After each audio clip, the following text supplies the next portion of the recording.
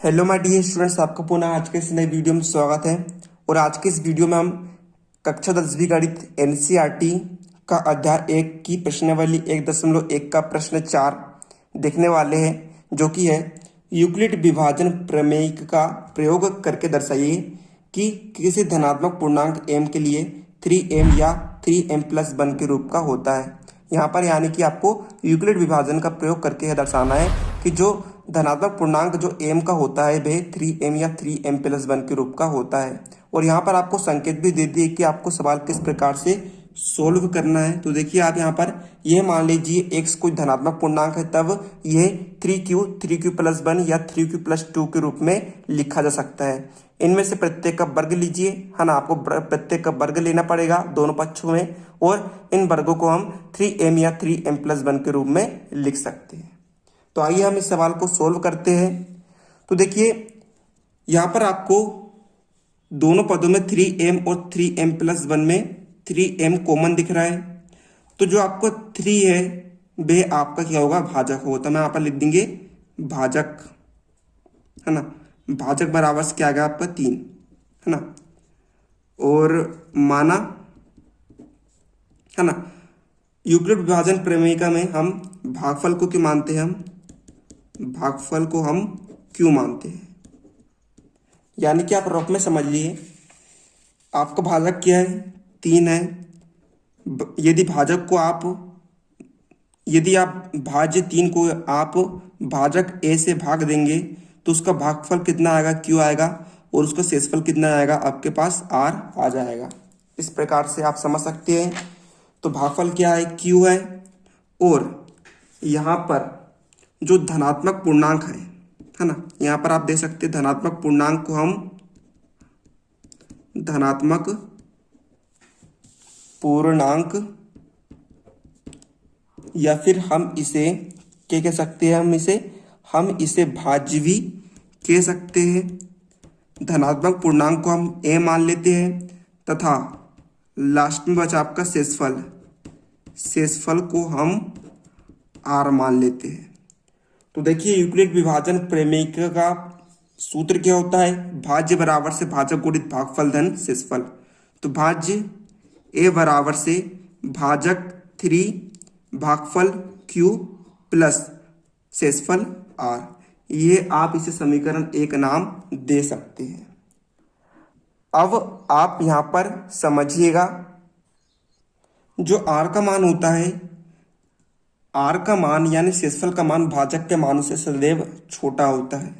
तो हम यहाँ पर लिख देंगे, हम यहाँ पर लिखेंगे समीकरण 1 में r बराबर से, r का मान 3 के मान से छोटा होना चाहिए, यानी कि क्या हो सकता है, 0 हो सकता है, 1 हो सकता है और 2 हो सकता है, परंतु 3 से छोटा होगा।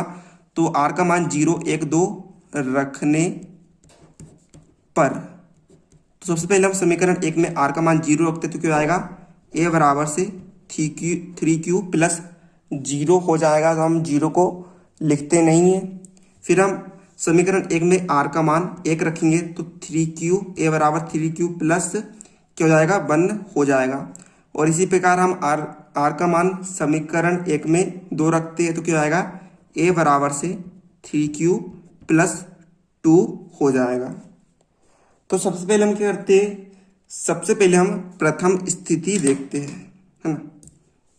सबसे पहले हम प्रथम स्थिति देखते हैं। जब हमने r का मान समीकरण 1 में 0 रखा था, क्या था, आया था आपके पास a बराबर से 3q आया है। और सवाल में हमें कहा गया है कि आपको इनका वर्ग करना है, प्रत्येक का वर्ग करना है, दोनों पक्षों का आपको वर्ग करना है। तो हम क्या लिखेंगे यहाँ पर, दोनों पक्षों का वर्ग करने पर। तो हम दोनों पक्षों का यहाँ पर वर्ग करेंगे। तो आप देखिएगा a का यदि हम वर्ग करेंगे तो क्या आएगा, a² आएगा बराबर से 3 को का हम वर्ग करेंगे तो क्या आएगा, 3q का होल वर्ग। तो a² बराबर से 3q का होल वर्ग, यदि हम वर्ग को कोष्टक को यदि हम खोलेंगे तो आएगा 3 का वर्ग कितना होता है, 3 का वर्ग होता है 9 इंटू क्यू का वर्ग कितना होता है, क्यू का वर्ग ही होता है। इतना आपको समझ में आ गया होगा। तो अब आप यहाँ पर देखिएगा, हम लिखेंगे ए स्क्वायर बराबर से 9 को हम लिख सकते हैं, 9 को हम लिख सकते हैं, हम यहाँ पर 3 कॉमन निकाल लेंगे। 3 कॉमन हमने निकाले तो अंदर के बचेगा 3 तिया कितना हो जाएगा, 9 हो जाएगा इंटू क्यू का वर्ग, यानी कि 3 में जब आप 3 क्यू का वर्ग करेंगे तो इतना ही आ जाएगा। अब हम क्या करेंगे, यहाँ पर हम 3q इतना जो आपको दिया है 3q स्क्वायर, हम इसे मान लेंगे m, है ना। 3q स्क्वायर को हम m मान लेंगे तो कितना जाएगा आपके पास आ जाएगा a स्क्वायर बराबर से 3m आपके पास आ जाएगा, है ना। इतना आपको समझ में आ गया होगा। तो ये आपकी प्रथम स्थिति हो गई है। इसके बाद हम लेते हैं द्वितीय स्थिति। हमने यहां पर लिखा द्वितीय स्थिति। जब हमने r का मान समीकरण 1 में 1 रखे थे तो क्या आया था आपके पास, a बराबर से 3q प्लस 1। तो इसमें भी हम दोनों पक्षों का वर्ग ले लेते हैं। तो हम यहाँ पर लिखेंगे दोनों पक्षों का वर्ग लेने पर।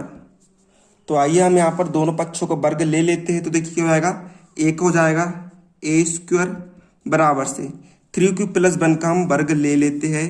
तो 3q प्लस 1 का हम कोष्टक में ले सकते हैं होल वर्ग। तो ए स्क्वायर का ए स्क्वायर ही रहेगा। अब देखिए, है ना, अब देखिए यहाँ पर एक सर्व समीका का यहाँ पर उपयोग होगा। सर्व समीका होगी वे, है ना, हम यहाँ पर लिखते हैं सर्व समीका कोष्टक में a प्लस बी का होल वर्ग का प्रयोग करने पर।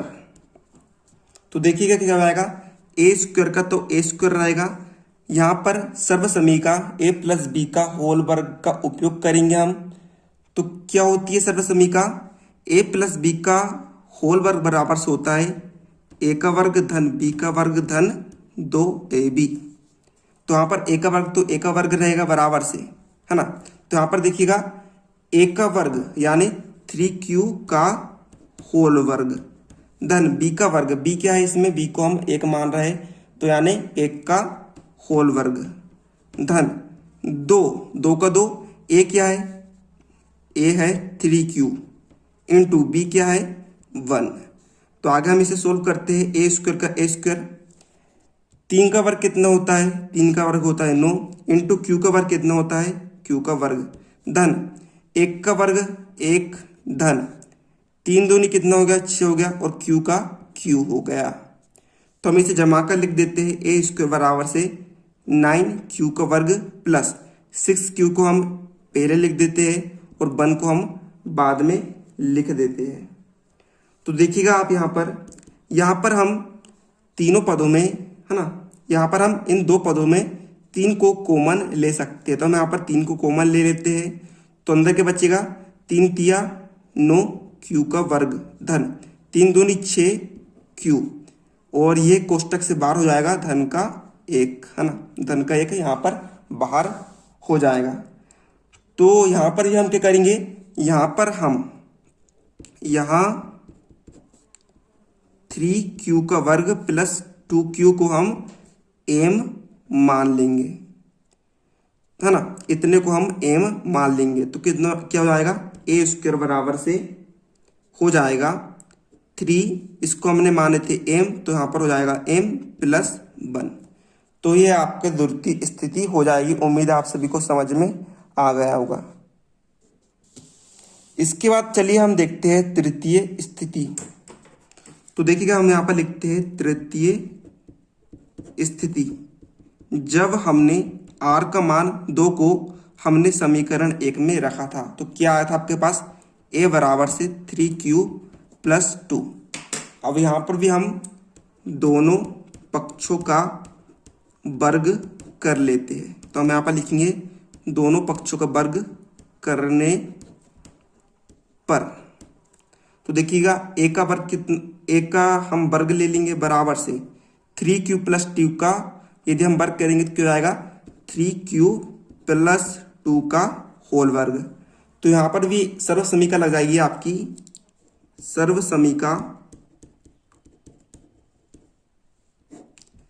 a+b का होल वर्ग बराबर से a का वर्ग धन b का वर्ग धन 2ab का प्रयोग करने पर। तो देखिए क्या रहेगा, यहाँ पर आपका ए स्क्वायर रहेगा बराबर से ए का वर्ग यानी कि 3q का होल वर्ग प्लस बी का वर्ग यानी 2 का होल वर्ग धन 2। ए का मान क्या है 3q इंटू बी का मान क्या है 2। तो आइए हम इसे आगे और सॉल्व करते हैं। तो आप यहाँ पर देखिएगा ए स्क्वायर बराबर से 3 का वर्ग 9 इंटू क्यू का वर्ग धन 2 का वर्ग कितना होता है, 2 का वर्ग होता है 2 दूनी 4 धन। यहाँ पर देखिएगा 3 दूनी 6 और 6 दूनी 12, तो कितना हो गया 12 की हो गया। आगे हम इसे लिख सकते हैं ए स्क्वायर बराबर से 9q² प्लस 12q को हम पहले लिख देंगे और 4 को हम बाद में लिख देंगे। अब देखिए हम यहाँ पर क्या करेंगे, हम यहाँ पर 9q² प्लस 12q धन 4 को हम 3 धन 1 लिख सकते हैं, है ना। 3 और 1 कितना होता है 4 होता है, तो हमने 4 को 3 धन 1 लिख दिया है। तो ए स्क्वायर बराबर से अब यहाँ पर देखिएगा हम इन तीनों पदों में से 3 को कॉमन ले सकते हैं, है ना। हम यहाँ पर तीनों पदों में से 3 को कॉमन ले सकते हैं, तो हमने यहाँ पर 3 को कॉमन ले लिया है। तो देखिएगा 3 को हमने कॉमन ले लिया, तो देखिए अंदर क्या बचेगा 3 तिया कितना होता है 9 होता है क्यू का वर्ग धन 3 चौ 12 होता है, तो यहाँ पर कितना आ गया 4 और क्यू का क्यू प्लस 3 एक कम 3 होता है, तो हम यहाँ पर कितना आ गया 1 आ गया, कोष्टक बंद धन 1 बाहर था तो आपका 1 बाहर ही रहेगा। यहाँ पर भी हम क्या करेंगे, यहाँ पर भी हम 3q² प्लस 4q प्लस 1 इतने पद को हम m के बराबर मान लेंगे। तो क्या हो जाएगा ए स्क्वायर बराबर से 3, इतने पद को हमने m माने हैं तो कितना हो जाएगा m हो जाएगा प्लस 1। तो ये आपका ए स्क्वायर बराबर से 3m प्लस 1 यह आपकी तृतीय स्थिति हो गई है।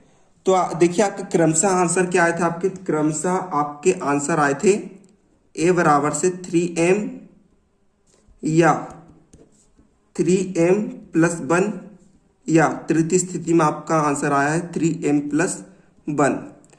तो देखिएगा यहाँ पर आपके कॉमन आंसर आ गया है 3m या 3m प्लस 1।